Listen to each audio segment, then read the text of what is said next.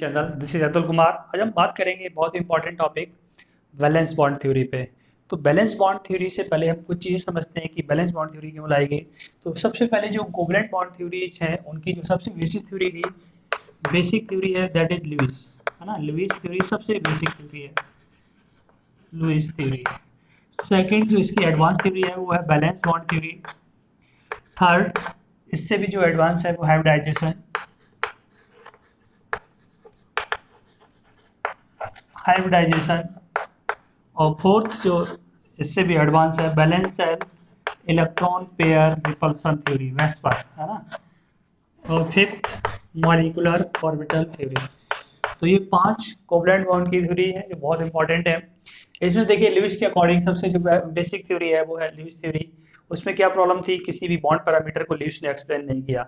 Lewis ने ये भी बोला जिस सेंट्रल एटम के पास 8 इलेक्ट्रॉन्स होंगे, है ना, तो वो अपना मॉलिक्यूल फॉर्म करेगा।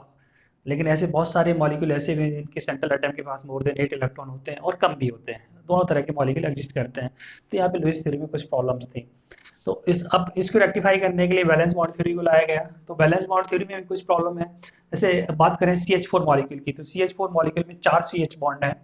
तो according to valence bond theory एक CH अलग होगा, तीन एक जैसे होंगे। लेकिन एक्सपेरिमेंटली देखा गया तो all CH bond are equal. तो यहाँ पर इसको एक्सप्लेन करने के लिए हाइपोथेटिकल कॉन्सेप्ट लाया गया, हाइब्रिडाइजेशन। फिर इसमें प्रॉब्लम थी, इन्हें ज्योमेट्री ऑफ मॉलिक्यूल को एक्सप्लेन कर दिया, शेप को एक्सप्लेन नहीं कर पाए। तो इसके लिए उस शेप को एक्सप्लेन करने के लिए valence shell electron pair repulsion theory लाई गई। अब इन सब थ्योरी में कुछ प्रॉब्लम है। सबसे जो एडवांस थ्योरी है मॉलिक्यूलर ऑर्बिटल थ्योरी है। जैसे हम बात करें O2 की, तो O2 के पास जो आपके पास 16 इलेक्ट्रॉन है ना। तो 16 इलेक्ट्रॉन इवन इलेक्ट्रॉन्स तो डायमैग्नेटिक नेचर का होना चाहिए, लेकिन एक्चुअली ये पैरामैग्नेटिक नेचर का होता है। तो इस टाइप के स्ट्रक्चर को एक्सप्लेन करने के लिए जो सबसे एडवांस थ्योरी है that is molecular orbital theory. तो हम वापस आते हैं बैलेंस बॉन्ड थ्योरी पे। तो ये ओवरव्यू है ना। ये ओवरव्यू जो हमें पढ़ना है, हम लुईस थ्योरी को ऑलरेडी पढ़ चुके हैं, बैलेंस बॉन्ड थ्योरी देखने जा रहे हैं। तो बैलेंस बॉन्ड थ्योरी के अकॉर्डिंग मॉलिक्यूल कैसे फॉर्म होगा इस पे बात हो रही है ना। तो बैलेंस बॉन्ड थ्योरी क्या कहती है कि जिस भी मॉलिक्यूल जब फॉर्म हो रहा तो डिफरेंट एटम को पहले सफिशिएंटली क्लोज डिस्टेंस पाना होगा, है ना। और then their atomic orbital start overlapping. तो this theory is based on the overlapping of orbital, basically overlapping orbital. तो जो ओवरलैपिंग ऑर्बिटल है वो किस तरह का होना चाहिए। सबसे पहले ओवरलैपिंग ऑर्बिटल हाफ फिल्ड होना चाहिए और अपोजिट स्पिन ऑफ इलेक्ट्रॉन होना चाहिए। तो इस चीज को लिख लेते हैं।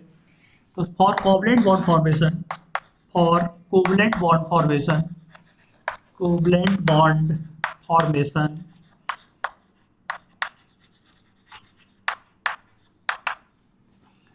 Atomic orbital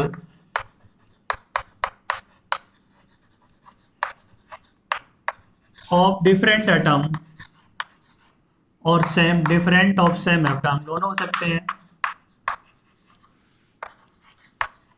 same atom must come sufficiently close to each other, sufficiently close distance पे आना चाहिए, sufficiently close to each other,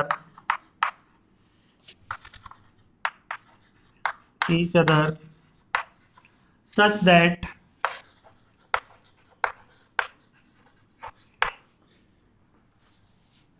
their atomic orbital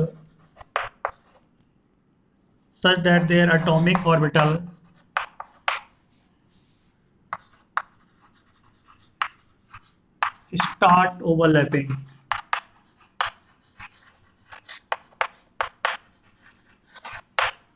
atomic orbital start overlapping. तो एटॉमिक ऑर्बिटल के ओवरलैपिंग करना स्टार्ट करेंगे। Overlapping orbital must have, important point, overlapping orbitals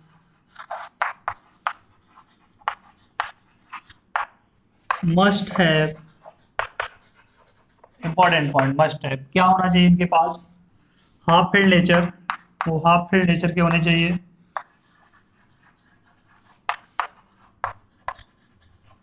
second important point, opposite spin off electron होना चाहिए।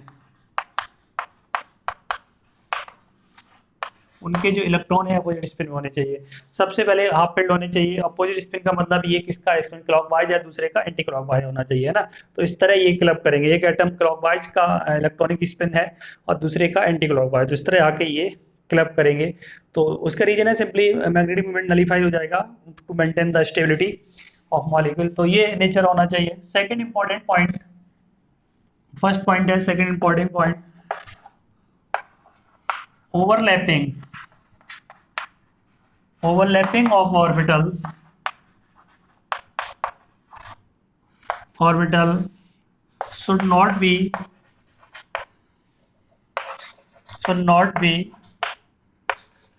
more than 50%.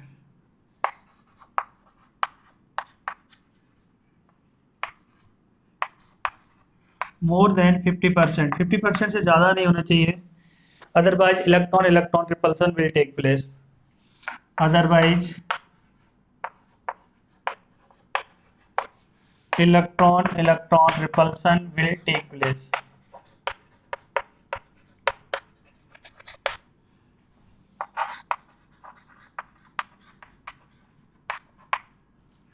Third important point, overlapping ज्यादा होनी चाहिए तो ज्यादा अच्छा बॉन्ड फॉर्म होगा। मतलब ज्यादा तो होनी चाहिए लेकिन वो 50% से ज्यादा नहीं होनी चाहिए। जितनी ओवरलैपिंग ज्यादा होगी उतना अच्छा बॉन्ड फॉर्म होगा। तो more is the overlapping more stronger bond will be form. तो एक्सटेंड ऑफ ओवरलैपिंग जो भी है आपकी, extend of overlapping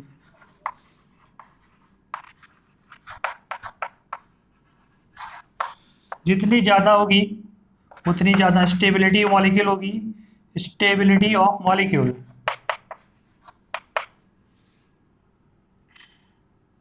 stability of molecule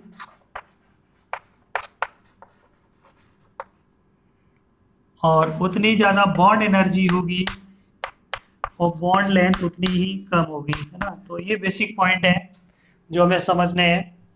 जितनी ज्यादा एक्सटेंड ओवरलैपिंग है ना, तो लेकिन ज्यादा तो होनी चाहिए लेकिन वो 50% से ज्यादा नहीं होनी चाहिए, है ना। एक में 10%, एक में 20 है तो 20 वाली बेटर है, 30 है तो 30 वाली और बेटर है।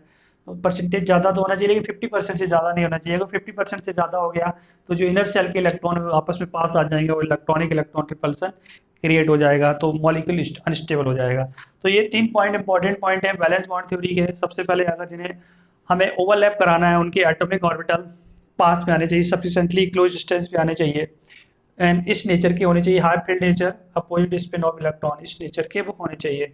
और 50% से ज़्यादा ओवरलैपिंग नहीं होनी चाहिए, लेकिन जितनी ओवरलैपिंग ज़्यादा है उतना अच्छा है, क्योंकि उतना वो ओवरलैपिंग पार्ट ज़्यादा आएगा उतना स्ट्रॉन्गर बॉन्ड फॉर्म होगा, स्टेबिलिटी ज़्यादा होगी, बॉन्ड एनर्जी ज़्यादा होगी उसकी, और बॉन्ड लेंथ क्या हो जाएगी, कम हो जाएगी। तो ये 3 इंपॉर्टेंट पॉइंट है बैलेंस बॉन्ड थ्योरी के। इस पे बेस्ड हम देखते हैं ओवरलैप कराते हैं एटॉमिक ऑर्बिटल को, ओवरलैप करा के इसमें देखते हैं किस तरह एटॉमिक ऑर्बिटल ओवरलैप करेंगे। देखिए, तो types of overlapping, types of overlapping.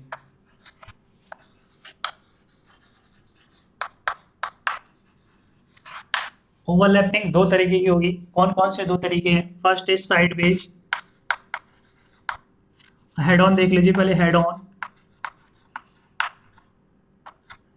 Head on और axial overlapping,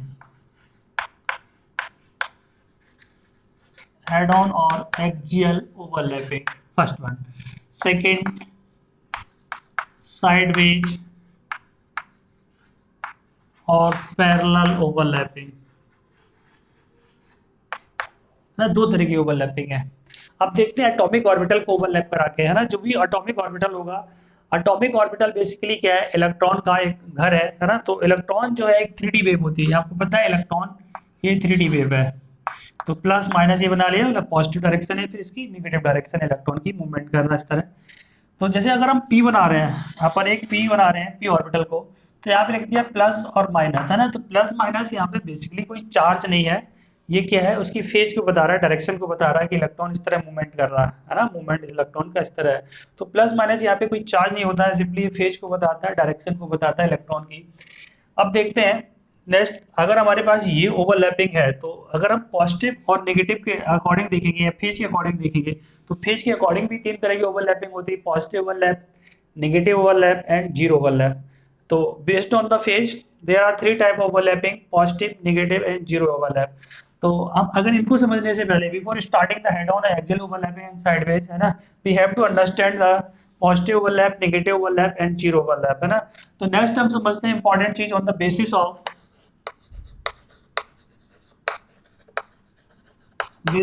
phase.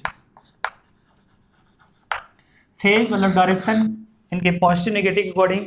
There are three type of overlapping, there are three type of overlapping, there are three type of overlapping. तो three types है overlapping के। वो कौन कौन से three types हैं? First one is positive overlap, positive overlap. और second negative overlap. तो पॉजिटिव ओवरलैप को पहले देखते हैं, उससे पहले हमें वेव की डायरेक्शन को समझना है। देखिए हमने तीन यहाँ पर वेव ली हुई है। फर्स्ट नंबर वेव ही है, सेकंड इलेक्ट्रॉनिक वेव ही एज्यूम कर ली इसी जैसी सेम, पॉजिटिव नेगेटिव। और थर्ड इलेक्ट्रॉनिक वेव हमने ये एज्यूम कर ली अपोजिट फेस में, नेगेटिव पॉजिटिव, है ना। बाई एक्सिस से ऊपर है तो पॉजिटिव, नीचे वाली नेगेटिव। अब देखिए अगर हम 1 2 को ऐड करेंगे, 1 और 2 को, तो हमें कुछ ना कुछ पार्ट मिलेगा। अगर पूरा पूरा ऐड करेंगे, है ना, तो एक्चुअली जो ओवरलैपिंग ऑर्बिटल होते हैं पूरा ओवरलैप नहीं करते हैं, कुछ एक पार्ट ओवरलैप करता है। तो अगर इसको ओवरलैप कराते हैं तो कुछ ना कुछ हमें रिजल्टेंट आएगा। 1 और 2 से तो कुछ ना कुछ रिजल्टेंट आएगा, और रिजल्टेंट आएगा, एक मीनिंगफुल रिजल्टेंट देगा ये। लेकिन अब बताइए अगर आप 1 और 3 या 2 और 3 को, 1 और 3 को ऐड करते हैं तो रिजल्टेंट नहीं आएगा, क्योंकि ये पॉजिटिव और ये नेगेटिव है ना। तो पॉजिटिव नेगेटिव, मान लीजिए +3 यूनिट है और ये -3 यूनिट है, तो कितना बना देगा? 0। तो यहाँ से तो कुछ रिजल्टेंट नहीं आना है ना। तो इस तरह की कोई ओवरलैपिंग हो रही है जिसमें ये देखिए पॉजिटिव के साथ नेगेटिव ओवरलैप कर गया, पॉजिटिव के साथ नेगेटिव ओवरलैप कर गया, इस नेगेटिव के साथ ये पॉजिटिव ओवरलैप कर गया, है ना। तो जिसमें डिफरेंट साइन ओवरलैप हो रहे हैं तो वहां से कोई ओवरलैपिंग नहीं आनी है। ये रिजल्टेंट दिखाया है 0 रिजल्टेंट, है ना। और जहाँ पे पॉजिटिव पॉजिटिव ओवरलैप कर रहे हैं तो वहां से रिजल्टेंट आना है। या फिर नेगेटिव नेगेटिव भी ओवरलैप कर जाए, जैसे आपने देखिए ये भी देख लेते हैं, देखिए, है ना। इसको देख लीजिए आप, इसको 1 और 2 को, ये वाला नेगेटिव पार्ट नेगेटिव के साथ ओवरलैप करेगा तो कुछ ना कुछ रिजल्टेंट आएगा। बिल्कुल सही है, रिजल्टेंट आएगा। तो पॉजिटिव ओवरलैप जो है, अगर पॉजिटिव और पॉजिटिव पार्ट ओवरलैप करते हैं एटॉमिक ऑर्बिटल के, पॉजिटिव और नेगेटिव, इन दोनों में से कोई भी ओवरलैपिंग हो जाती है, नेगेटिव और नेगेटिव, इनमें से कोई भी ओवरलैपिंग होती है तो पॉजिटिव ओवरलैप होगा, मतलब कुछ ना कुछ रिजल्टेंट वैल्यू आएगी। जैसे देखिए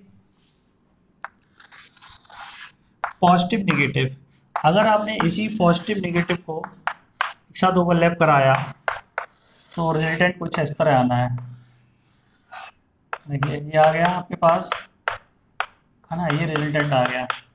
सिमिलरली अगर नेगेटिव नेगेटिव को ओवरलैप करा देंगे, negative positive plus negative positive, है ना, तो यहाँ से भी ये ऐड हो जाएंगे, है ना। कुछ मतलब ये गया, ये लोब है ना। आपने ये पी ऑर्बिटल को ऐसे मानना है, दो बलून है बैक टू बैक लगे हुए हैं, ये बैक टू बैक दो बलून लगे हुए हैं, क्योंकि आपको पता है इलेक्ट्रॉन एक 3D वेव है। तो 3D वेव में हमें 3 डायमेंशनल ये फिगर बना हुआ है, जिसमें आपने एज्यूम करना है कि एक बलून इधर है और एक बलून इधर है, डायरेक्शन वाइज एक बार पॉजिटिव एक बार नेगेटिव है, वहां पर इलेक्ट्रॉन डेंसिटी है, तो इलेक्ट्रॉन फाइंडिंग प्रोबेबिलिटी इस वाले एरिया में होगी और इस वाले एरिया में होगी।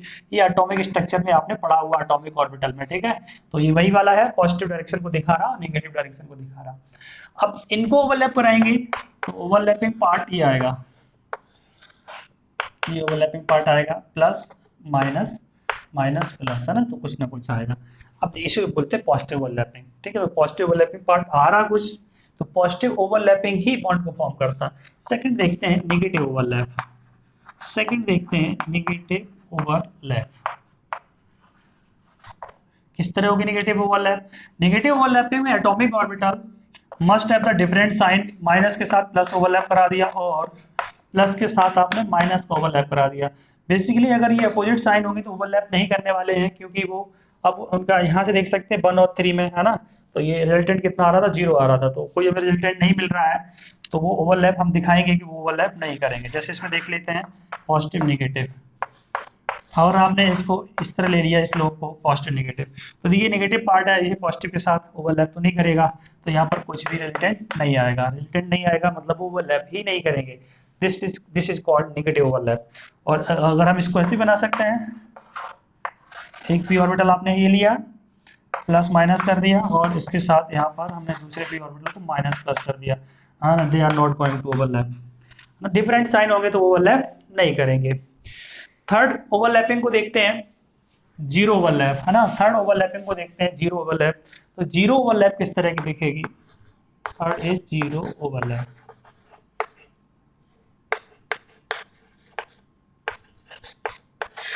जीरो ओवरलैप देखिए किस तरह दिखेगी। जीरो ओवरलैप में दो कंडीशन है। देखिए, अगर पी एक्स को पी वाई के साथ अगर ओवरलैप कराया आपने और एस को पी एक्स के साथ ओवरलैप कराया, मान लेते हैं इंटरन्यूक्लियर एक्सिस आपकी जो है I N A Z axis है। क्या मतलब है समझते हैं इनका, है ना। देखिए कैसे, है ना। इन एटॉमिक ऑर्बिटल की कंडीशन तो हमें पता, पी एक्स का मतलब है एक्स एक्सिस पे ये पी ऑर्बिटल बना, पी वाई का मतलब है पी वाई पे बना है ना। तो देखिए इस तरह, अगर मान लेते हैं इंटरन्यूक्लियर, जहां गिवन नहीं है वाई डिफॉल्ट आई यानी हमें जेड एक्सिस ही लेना है। वाई डिफॉल्ट इंटरन्यूक्लियर एक्सिस को जेड एक्सिस ही एज्यूम करना है अगर गिवन नहीं है, और अदरवाइज जो दिया है उसे एज्यूम करना है। तो इंटरन्यूक्लियर एक्सिस जेड एक्सिस है। इंटरन्यूक्लियर एक्सिस का मतलब इसी एक्सिस को हमें बेस एज्यूम करना है। तो अगर हम देखेंगे पी एक्स, तो पी एक्स ऑर्बिटल तो यही परपेंडिकुलर होगा, राइट। और अगर हम पी वाई की बात करें तो वो इसके भी परपेंडिकुलर होगा, है ना। तो एक काम करते हैं, इसको हटाइए, यहाँ पे पी वाई को इस तरह एज्यूम कर लो, इसके परपेंडिकुलर ले लिया, प्लस माइनस प्लस माइनस, इन्हें ओवरलैप कराएंगे तो ओवरलैपिंग एरिया आएगा ही नहीं, है ना। देखिए इस तरह ओवरलैप कर जाएंगे, प्लस माइनस, तो ये आया नल पॉइंट, है ना, नोड आया यहाँ पर, तो कोई ओवरलैपिंग नहीं होगी। This is called zero overlap. तो अगर दो परपेंडिकुलर ऑर्बिटल को आप ओवरलैप कराते हैं तो वो कौन सी कंडीशन होगी? जीरो ओवरलैप की। सेकंड देखते हैं, जीरो ओवरलैप में और क्या आएगा। देखिए एस प्लस पी एक्स लिया आपने, एस प्लस पी एक्स लिया, एस है, एस की एस स्फीयर है, इसकी अपनी कोई डायरेक्शन नहीं होती है, तो इंटरन्यूक्लियर एक्सिस आपने ऐसे मान ली जेड एक्सिस, ये ना, ऐसे मान लिया ये जेड एक्सिस है और यहाँ पर एक बॉल फिट कर दिया आपने, है ना। तो इसी तरह ये बॉल फिट कर दी है जेड। अब पी एक्स इसके परपेंडिकुलर होगा, पी एक्स परपेंडिकुलर ले लिया, प्लस माइनस कराइए इनको ओवरलैप। ओवरलैप करने के बाद ये ऐसे दिखेंगे, सिमेट्रिक ओवरलैप करानी है, प्लस माइनस, जो कॉमन पार्ट आएगा कुछ पॉजिटिव है कुछ नेगेटिव है ना। तो टोटल मिला के कितना देगा? जीरो। देखिए ये पॉजिटिव पार्ट आ रहा है यहाँ पर और ये नेगेटिव आ रहा है, तो टोटल कितना आएगा? मान लो ये +3 यूनिट है या +2 यूनिट है, तो ये -2 यूनिट होगा, ठीक है। तो कितना आ जाएगा? जीरो। तो यहाँ पर इसी को बोलते हैं जीरो ओवरलैप। तो जीरो ओवरलैप की दो कंडीशन है, या तो आपके पास परपेंडिकुलर पी ऑर्बिटल है, जैसे पी एक्स पी वाई के साथ, पी वाई पी जेड के साथ, तो वो जैसे पी एक्स ये है और पी वाई ये है ना, इस तरह ये परपेंडिकुलर ओवरलैप करेंगे तो ओवरलैप नहीं कर पाएंगे ये, है ना। तो ओवरलैपिंग पार्ट इनका जीरो आएगा, सिमेट्रिक ओवरलैपिंग दिखानी है हमेशा। या पी वाई पी जेड, है ना, तो ये सारे क्या देंगे? तो यहाँ पर देखिए पी एक्स पी वाई के साथ अगर है तो ये भी हो सकता है कि पी वाई पी जेड के साथ आपने ले लिया और पी जेड एक्स के साथ ले लिया, है ना। तो ये सारे कैसे ओवरलैप देंगे? जीरो ओवरलैप देंगे। सिमिलरली अगर आपने आई एन ए को जेड एक्स से एज्यूम किया है तो एस प्लस पी एक्स कौन सी ओवरलैपिंग देगा? जीरो ओवरलैपिंग देगा। In fact S plus P Y भी देगा जीरो ओवरलैपिंग, है ना। पी वाई अगर पी एक्स ऐसे है तो पी वाई ऐसे होगा, और ये स्पीयर है, यहाँ पे देखिए ये जेड एक्सेज है, यहाँ पे बॉल फिट है, तो पी वाई अगर पी एक्स आपने ये एज्यूम किया है पी एक्स को, तो पी वाई अगर लेंगे तो इसके जब परपेंडिकुलर होगा उसे भी ओवरलैप कराएंगे तो जीरो ओवरलैपिंग का ही केस आएगा वहां पर भी। तो इस तरह हम जीरो ओवरलैपिंग को देखते हैं। तो ये तीन टाइप की ओवरलैपिंग है, positive overlap, negative overlap and zero overlap, है ना। इसमें जो सबसे इंपॉर्टेंट है पॉजिटिव, नेगेटिव और जीरो ओवरलैप में, बॉन्ड सिर्फ जीरो ओवरलैप ही फॉर्म करेगा और कोई भी बॉन्ड फॉर्म नहीं कर सकता। रीजन क्या है? उसी में ओवरलैपिंग पार्ट आ रहा है और किसी में ओवरलैपिंग पार्ट नहीं आ रहा, तो पॉजिटिव ओवरलैप ही बॉन्ड फॉर्मेशन करती है। तो अब हम जब आगे बात करेंगे किसी भी ओवरलैपिंग की यहाँ पर, तो वो पॉजिटिव ओवरलैपिंग को ही कंसीडर करना है और किसी ओवरलैपिंग को कंसीडर हमें नहीं करना है, क्योंकि वही जो है अल्टीमेटली रिजल्ट फॉर्म करेगी बॉन्ड फॉर्मेशन में।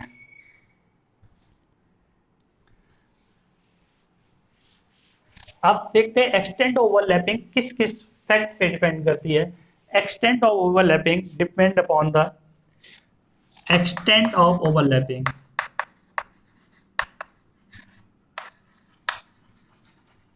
तो भाई सबसे पहले ये डिपेंड करेगी एक्सटेंट ऑफ ओवरलैपिंग किस टाइप के ऑर्बिटल को आपने, इंपॉर्टेंट है एक्सटेंट ऑफ ओवरलैपिंग। हमें पता है जितनी ज्यादा एक्सटेंट ओवरलैपिंग होगी उतना स्ट्रॉन्गर स्टेबिलिटी होगी, स्ट्रॉन्गर बॉन्ड फॉर्म होगा। और बॉन्ड एनर्जी ज़्यादा होगी उसकी, फिर बॉन्ड लेंथ कम आएगी, है ना। तो अब देखिए एक्सटेंड ओवरलैपिंग जितनी ज़्यादा अच्छा है, लेकिन किस किस फैक्टर पे डिपेंड कर रही है। पहले तो वो सेल्स पे डिपेंड करेगी या ऑर्बिट पे डिपेंड करेगी, किस ऑर्बिट को आपने ओवरलैप कराया है, किस ऑर्बिट के ऑर्बिटल को ओवरलैप कराया है, फिर ऑर्बिटल पे भी डिपेंड करेगी, राइट। तो देखिए सबसे पहले जितनी ज़्यादा एक्सटेंड ओवरलैपिंग है उतनी स्टेबिलिटी होगी, स्टेबिलिटी होगी, और बॉन्ड एनर्जी भी ज़्यादा होगी, और बॉन्ड लेंथ उस मॉलिक्यूल की कम होगी। तो दिस इज द बेसिक फंडा कि जितनी ज़्यादा ओवरलैपिंग होगी स्टेबिलिटी ज़्यादा, बॉन्ड एनर्जी ज़्यादा, बॉन्ड लेंथ कम है। देखते हैं अगर हमारे पास समझते हैं, देखिए फर्स्ट पॉइंट देखते हैं, ये आपने ओवरलैप कराया है, N1 का मतलब फर्स्ट सेल है, N1 इज फर्स्ट सेल। अब देखिए जितना ज़्यादा shell near by the nucleus होगा उतना वो न्यूक्लियस से ज़्यादा उसका अट्रैक्शन होगा और उतना ज़्यादा एक्सटेंड ओवरलैपिंग आएगी। सेकंड, जितने ज़्यादा न्यूक्लियस से आप दूर चलते जाएंगे एक्सटेंड ओवरलैपिंग का जो पार्ट है वो कम होता जाएगा।